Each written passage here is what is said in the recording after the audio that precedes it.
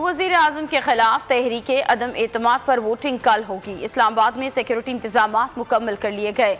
Red zone जाने वाले रास्ते कंटेनर लगाकर सील किए जाने लगे। वोटिंग के मौके पर 8,000 सिक्योरिटी अहलकार तैनात होंगे। पंजाब पुलिस से 3,000, FC से 1,000 जवान भी मांग लिए गए।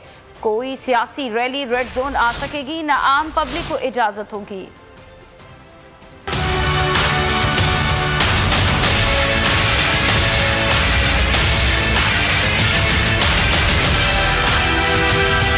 रेड जोन में कंटेनर्स की कतार, चप्पे चप्पे पर मुस्तैद पुलिस एहलकार। तहरीक अदम एतमाद पर वोटिंग से कबल सिक्योरिटी इंतजाम फाइनल हो गए। पुलिस अफसरान और जवानों की छुट्टियां मनसूख कर दी गयी। डी चौक, नादरा चौक समेत दीगर सड़कों पर नाके लगा दिए गए। रेड जोन के रास्तों पर कल 3 लेयर्स कंटेनर्स खड़े होंगे। कोई सियासी रैली एरिया में आ सकेगी, न आम पब्लिक को इजाजत होगी। सिर्फ अरकान असेंबली ही पार्लियामेंट की जानिब जा सकेंगे।